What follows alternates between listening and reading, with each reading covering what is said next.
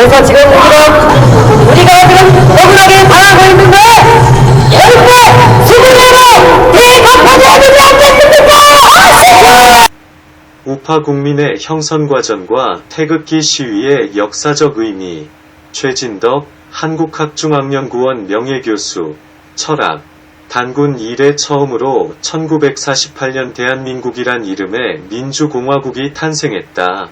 이 민주공화국의 경제적 기초는 자본주의 시장경제였고 그 정치체제는 자유민주주의였다. 대한민국은 우파 국가로 태어났다. 그러나 불행히도 우파 국가를 받쳐주는 우파 국민이 아직 없었다. 애국애족의 마음은 가득했지만 시장경제와 자유민주주의를 제대로 이해한 사람은 대통령 이승만 말고는 거의 없었다. 해방 공간에서 좌우를 가릴 것 없이 누구나 민주주의를 떠들었지만 자유민주주의와 인민, 민중, 민주주의 간의 구별은 늘 모호했다. 이런 상황에 1946년 여론조사에서는 응답자의 70%가 경제체제로는 사회주의가 좋다고 답했다. 사회주의에 대한 지식인층의 선호도는 훨씬 더 높았을 것이다. 건국 당시 대한민국은 한마디로 모래 위에 세워진 나라였다. 그 모래를 다져 단단한 땅으로 만드는 과정은 70여 년이 지난 지금까지도 계속되고 있다. 우파 국민이 없는 우파 국가는 1950년대에는 이승만 한 사람의 카리스마에 의해 간신히 지탱되었다.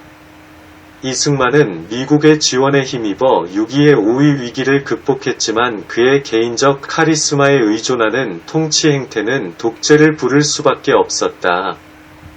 부정선거를 계기로 일어난 4.1의 구학생회건은 독재를 몰아냈으나 인구의 절대 다수가 농민이고 우파 국민은 아직 형성되지 못한 상태에서 학생들의 때 일은 민주화 요구는 여전히 자유민주주의 우파와 인민민주주의 좌파 간의 구별이 모호한 가운데 정치사회적 혼란을 불러왔다. 이 위기를 극복한 인물이 군인 박정희였다. 박정희는 불과 18년 사이에 기아선상의 가난한 농업국가를 어엿한 산업국가로 바꾸었다. 천지개벽과도 같은 이 기적과 함께 중산층 우파 국민이 비로소 탄생했다. 그 이전에는 우파 국민은 존재하지 않았다. 박정희는 위대한 통찰력의 소유자였다. 그는 자유민주주의를 신봉했지만 먹고 살만한 수준의 사유재산을 가진 자유시민의 양성이 없이는 자유민주주의가 불가능함을 잘 알고 있었다. 그래서 그는 지식인층의 고급 취향과는 안 어울리는 "우리도 한번 잘 살아보세" 라는 통속적인 슬로건을 내걸고 100년 전명치 시대의 일본처럼 국가 주도로 기업과 기업인을 키우고 시장을 확대하면서 경제개발에 박차를 가했다. 바깥으로는 북한의 남침 위협이 가중되고 안으로는 자유시민 즉 우파 국민이 아직 형성되지 못한 상황에서 경제와 안보 두 마리 토끼를 동시에 잡자니 정권 안정이 모든 사업의 대전제였다. 1969년 삼선 개헌과 1972년 10월 유신은 정권 안정을 위해 박정희가 내린 고뇌의 찬 결단이었지만 그의 애국심을 이해해주는 지식인은 거의 없었다. 대학생, 교수, 언론인 등 지식인에게 박정희는 그저 타도해야 할 군인 독재자에 불과했다. 당시의 지적 수준으로는 박정희에 대한 이해가 거의 불가능했던 것 같다. 박정희의 경제개발 덕분에 등장한 중산층 자유시민들 즉 우파 국민도 독재자 타도에 동참했다. 10.16은 표면적으로는 김재규가 저지른 시해 사건이었지만 그 속내를 더 들여다보면 박정희가 낳은 자식들이 박정희를 죽인 역사적 비극이기도 했다. 박정희가 연구 집권을 꾀했다면 경제개발 따위는 하지 말고 자신이 살기 위해 나라를 말아먹은 김일성처럼 철저하게 독재를 해야 옳았다. 하지만 박정희는 조국을 살리기 위해 자신이 죽는 길을 택했다. 우파 국민이 형성은 되었으나 아직 성숙 단계에 이르지 못한 상황에서 박정희의 죽음과 함께 터져나온 민주화 시위는 4.1의 구때처럼 혼란을 불렀다. 민주화 세력의 요구에는 또다시 자유민주주의와 인민민주주의가 애매하게 섞여 있었다. 광주 사태로 인해 혼란은 더욱 증폭되었다. 이 혼란을 신속하게 극복한 인물이 군인 전두환이었다. 전두환은 박정희 이상으로 자유민주주의를 신봉했지만 혼란을 극복하고 질서를 유지하기 위해서는 군부의 힘으로 정권을 안정시키는 것 말고는 달리 방법이 없다고 판단했다.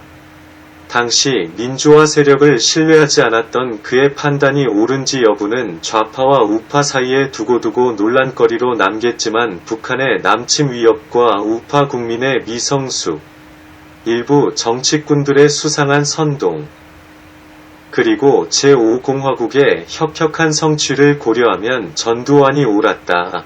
전두환은 북한의 위협에 맞서 안보를 지키는 한편 자유주의적 경제정책으로 한국 자본주의를 정상 궤도에 올려놓았고 중산층 우파 국민의 수를 크게 늘렸다. 88 올림픽의 성공적 개최는 대한민국의 도약을 전 세계에 알리는 사건이었다. 그러나 이 같은 성공에도 불구하고 전두환은 자유민주주의를 요구하는 우파 국민의 마음을 얻지는 못했다.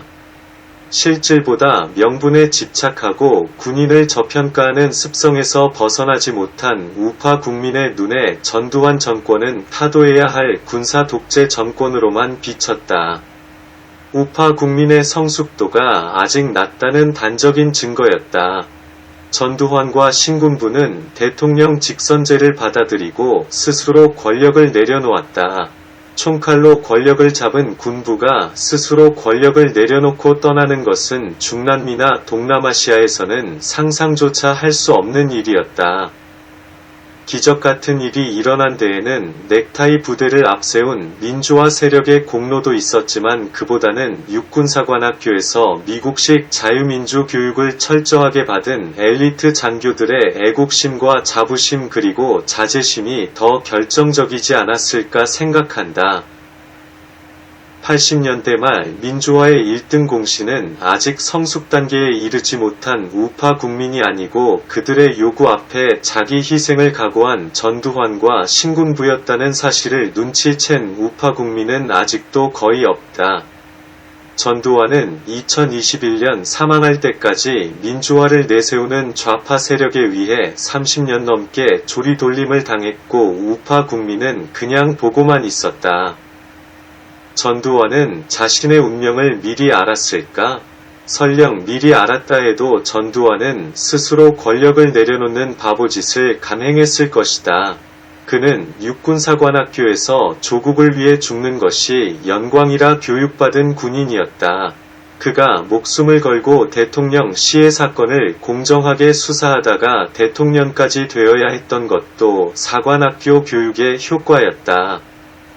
그런데 민주화 세력에게 그런 전두환을 속죄양으로 바친 것은 우파 국민의 죄였지만 다른 한편 80년대 대학가에서 독버섯처럼 자라나고 있던 주사파에 대해 너무 관대했던 것은 전두환의 죄였다. 서울대와 연고대에 다니는 전도 유망한 학생들이 위대한 수령 김일성 동지, 위대한 지도자 김정일 동지를 외칠 때 한국의 언론은 웃어야 할지 울어야 할지 모를 대학가의 이 해괴 망측한 정치 코미디에 대해 제대로 보도를 하지 않았다.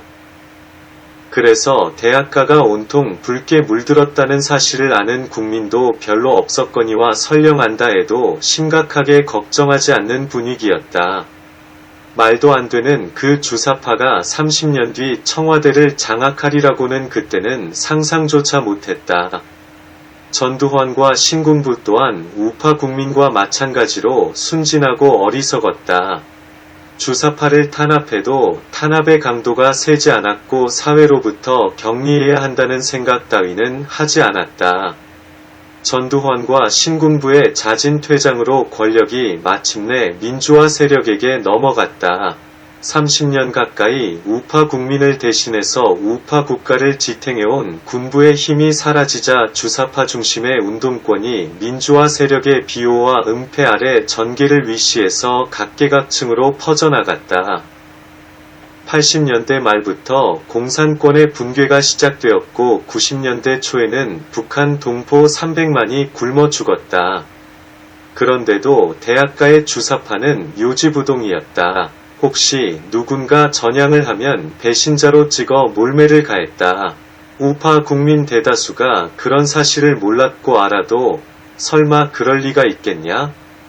고 했다. 심지어 좌파 같은 것은 없다는 물정 모르는 낙관론도 떠돌았다. 그러는 사이 우파 국가 대한민국의 좌경화가 빠르게 진행되고 있었다.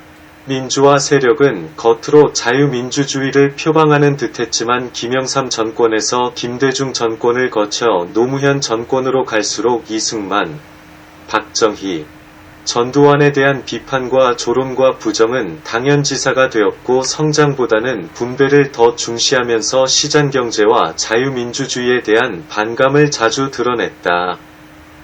민족주의와는 질이 다른 민족지상주의에 따라 친북적 내지 종북적 자세를 자주 보여주는 동시에 일본에 대한 증오심을 자꾸 자극하고 한미동맹을 흔드는 일까지 비일비재했다. 특히 대통령 노무현은 대한민국에 대해 부정적인 태도를 노골적으로 드러냈다. 심지어 태어나지 말아야 할 나라, 라 했다는 소문까지 있었다. 그러자 우파 국민은 적화는 되었는데 통일만 되지 않았다. 고소리 죽여 수군거렸다. 무언가 크게 잘못되고 있음을 직감하고 위축감 내지 공포감을 느꼈던 것이다. 아직 성숙 단계에 이르지 못한 우파 국민은 비겁하게 뒷전에서 수군거리는 것 외에 할 수 있는 일이 아무것도 없었던 반면 소녀 취향의 낭만적 좌파 구호에 고무된 젊은이들은 좌파 정부의 비호 아래 걸핏하면 촛불을 들고 광장으로 몰려나와 새를 과시했다. 대규모 촛불 시위는 한국 현대사 속에 처음으로 좌파 국민이 등장했음을 알리는 불길한 신호였다. 좌파 언론은 근거 없는 이상한 뉴스를 만들어 촛불 시위에 기름을 부었다. 소녀 취향의 낭만적 구호 외에도 노동해방, 민중혁명, 반미 반일과 같은 살벌한 구호가 서슴없이 외쳐졌다. 해방 후 오랫동안 민주화라는 아래 숨죽이고 있던 인민, 민중, 민주주의가 제 목소리를 내기 시작했던 것이다. 바로 이 무렵 좌파학자들은 자유민주주의에서 자유 두 글자를 떼어내야 한다는 섬찟한 주장을 했고 이 주장은 논란 끝에 사실상 관철되었다. 자유에 대한 좌파의 공격은 집요했다. 저강도 사회주의 혁명이 진행 중임을 그제서야 깨닫게 된 우파 국민이 많아졌지만 색깔론이라는 혐의가 두려워 대놓고 말하기가 어려웠다. 대부분의 기성 언론은 좌경화되었고 우파 언론으로 알려진 조중동조차 애매한 보도 태도를 취했다. 노무현에 크게 실망한 국민의 지지 덕분에 압도적 표차로 당선된 이명박까지도 이념 논쟁을 애써 회피했다. 중도 실용주의를 내세운 이명박 정부는 좌파 언론의 가짜 뉴스에 의해 격발된 촛불 시위 앞에 맥을 못 추다가 결국 식물정부로 전락했다. 여당인 새누리당은 좌파의 눈치를 보기에 급급했다. 우파 국민은 우파 정권의 비겁함에 크게 실망했지만 개탄하는 것 말고는 어떻게 해볼 힘이 없었다. 우파 국민의 미성숙을 말해주는 증거다. 극소수의 아스팔트 우파들만이 게릴라처럼 싸웠으나 새누리당은 거의 도움이 되지 않았고 조중동은 제대로 보도해주지 않았다. 경제민주화라는 중도 노선으로 대선에서 겨우 이긴 박근혜는 취임하자마자 놀랍게도 전두환 이후 가장 선명한 우파 노선을 걷기 시작했다. 바로 이것이 문제였다. 좌파와의 싸움보다 타협에 길들여진 새누리당과 조중동은 박근혜의 우파 노선이 불편했다. 게다가 박근혜는 국익만 생각하고 그들에게 정치적 이권을 허락하지 않았다. 2016년 초 당내 공천 다툼이 격화되고 이를 조중동이 집중 보도하는 바람에 새누리당은 총선에서 참패했다. 이를 계기로 여러 해 동안 세월호 촛불 시위에 시달려온 박근혜 정권은 크게 흔들리기 시작했다. 2016년 가을 조선일보와 중앙일보는 한겨레 신문과 손을 잡고 가짜뉴스를 쏟아내면서 박근혜 정권을 마구 흔들어대기 시작했다. 광화문에서 박근혜 하야를 외치는 촛불 시위가 격렬하게 벌어지는 가운데 같은 해 12월 9일 새누리당은 민주당과 손을 잡고 탄핵소추안을 가결했다. 모조리 불법 사기였다. 좌파의 바다 위에 외로운 섬처럼 떠있던 박근혜 우파 정권이 어이없이 무너지는 꼴을 지켜보던 우파 국민은 박근혜에 대한 불법 사기 탄핵이 우파 국가 대한민국에 대한 불법 사기 탄핵임을 직감하고 하나둘 태극기를 들고 거리로 나와 탄핵 무효를 외치기 시작했다. 2016년 12월 추운 겨울의 일이었다. 촛불 시위대가 점령한 광화문에는 접근도 못하고 서울역 앞이나 대한문 앞 좁은 공간에 수백 명 정도 모이던 태극기 시민의 수는 빠른 속도로 눈덩이처럼 불어났다. 해가 바뀌어 2017년이 되자 매주 토요일 열리는 태극기 시위의 규모는 몇만이 아니라 10만을 넘길 정도가 되었다. 누가 시킨 것도 아닌데 매주 전국 각지에서 자비로 대절한 관광버스를 타고 몰려왔다. 광주, 목포, 전주 같은 곳에서도 왔다. 같은 해 3월 1일 광화문과 시청 앞에 모인 군중의 규모는 단군 이래 최대였다. 광화문과 시청 앞은 물론이고 종로와 을지로까지 입추의 여지가 없었다. 대단한 장관이었다. 태극기 시위에 참석한 우파 국민은 자신들이 이렇게 대규모로 뭉칠 수 있다는 사실에 스스로 놀랐다. 우파 국민 없이 출범한 대한민국의 위기 속에서 그 위기의 실체를 정확하게 깨닫고 애국 일념으로 뭉친 성숙한 우파 국민이 그렇게 자신의 모습을 드러냈다. 역사적인 순간이었다. 우파 국민 사이에서는 대한민국의 이번 위기는 6.25 당시 낙동강 전투 때보다 더 심각하다는 얘기도 나돌았다. 낙동강 전투에서는 적이 바깥에 있고 전선이 분명했지만 이번에는 적이 내부에 널리 퍼져 있고 전선 자체가 불분명하다는 것이 그 얘기의 근거였다. 건국 이후 최대의 위기를 빚은 불법 사기 탄핵 덕분에 태극기 시위가 등장함으로써 대한민국은 오히려 자신을 밑에서 받쳐줄 성숙한 우파 국민의 존재를 확인하는 망회의 소득을 올렸다고 말할 수 있다. 물론 태극기 시위는 불법 사기 탄핵을 막지 못한 채 처참하게 실패했고 대한민국의 위기는 문재인 정권 5년 내내 계속되었다.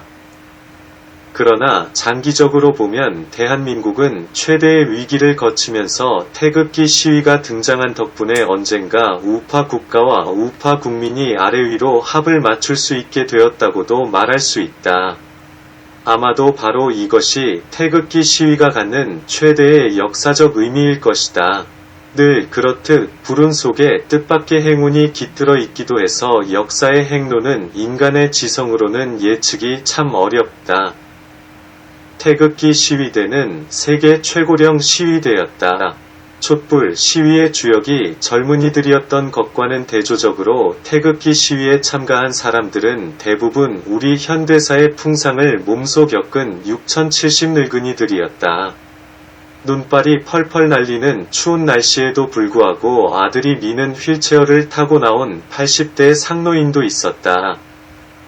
길을 가던 젊은이들은 태극기와 성조기를 들고 있는 늙은이들을 힐끗힐끗 쳐다보면서 비아냥거리는 표정을 지었다. 우리 현대사의 풍상을 몸소 체험하면서 터득한 늙은 우파 국민의 지혜와 애국심을 젊은이들이 그렇게 함부로 조롱해도 되는 것일까? 도대체 무슨 권리로 젊은이들이 지금처럼 풍요와 자유를 누릴 수 있게 된 것이 도대체 누구 덕분인가? 태극기 시위에 참가한 어떤 늙은이는 시청역의 계단을 오르면서 중얼거렸다. 나는 살 만큼 살았어. 죽어도 괜찮아. 하지만 공산국가를 자식들한테 물려줄 수는 없잖아.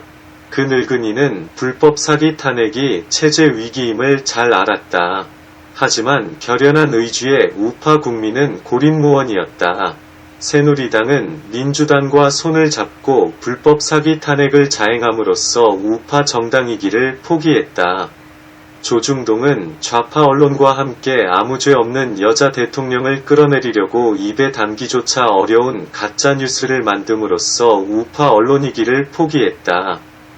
조중동은 자신들의 사업 바로 앞에서 태극기 시위가 엄청난 규모로 커지는 것을 뻔히 목격하고도 단 한 줄의 보도조차 해주지 않는 만행을 저질렀다. 2017년 2월 중순쯤 되어서야 조금씩 보도했지만 축소 왜곡을 서슴지 않았다. 태극기 시위대는 조중동 사옥 앞을 지날 때마다 배신에 대한 복수를 다짐하며 주먹을 흔들었지만 그들은 너무 늙고 착하고 무력했다. 조중동 사옥에 돌을 던지는 사람조차 없었다. 놀라운 비폭력 평화 시위였다. 우파 국민은 자신들을 대표해주는 우파 정당도 없고 자신들을 대변해주는 우파 언론도 없이 악전고투를 벌이는 와중에 엎친 데 덮친 격으로 2017년 3월 10일 헌법재판소가 박근혜 파면을 결정함에 따라 우파 정부마저 잃어버렸다. 그 후 문재인 정권이 끝날 때까지 우파 국민은 자신들의 조국에서 만국의 서름을 씹으며 망명객처럼 살아야 했다. 1948년 건국 당시 우파 국가는 있는데 우파 국민이 없었던 반면 70년이 지난 2017년 불법 사기 탄핵 이후엔 우파 국민은 있는데 우파 국가가 없어져 버린 듯했다. 우파 정당, 우파 언론, 우파 정부가 다 사라졌기 때문이다. 문재인과 주사파 일당은 불법 사기 탄핵을 틈타 우파 정부를 하이제킹한 다음 5년 내내 좌파 국민과 우파 국민을 갈라치고 인민민주주의식의 사회경제정책과 반미반일 친중친북 외교정책을 강화했다. 그러나 우파 국가 대한민국의 기본 틀을 허물지는 못했다. 사회주의 혁명은 실패했다. 왜일까? 우파 국민의 자유민주주의가 좌파 국민의 인민민주주의보다 힘이 더 강했던 탓일까? 아니면 문재인 주사파 정권은 애당초 혁명에 별 관심이 없고 좌파 국민이라 해봤자 실은 그다지 좌파가 아니었던 탓일까? 설령 이 추측이 맞다 해도 우파 국민의힘은 좌우 균형에 이르기에는 아직 너무 약하다. 우파가 무력하면 좌파는 역사의 악마가 된다. 우파를 말살해버린 스탈린이나 김일성은 역사의 악마가 되었다. 약하나마 늙은 우파 국민이 있었기에 문재인은 그 정도에 그쳤다. 악마가 되기를 원하지 않는다면 좌파는 우파를 용인할 줄 알아야 한다. 대한민국은 처음부터 자유의 나라였다. 자본주의 시장경제는 경제적 자유를 위한 것이고 자유민주주의는 정치적 자유를 위한 것이다. 윤석열 대통령은 취임사에서 자유가 평화와 번영의 원천이고 최고의 보편적 가치임을 확실하게 천명함으로써 불법 사기 탄핵 이후 망명객처럼 살아야 했던 늙은 우파 국민의 염원에 부응했다.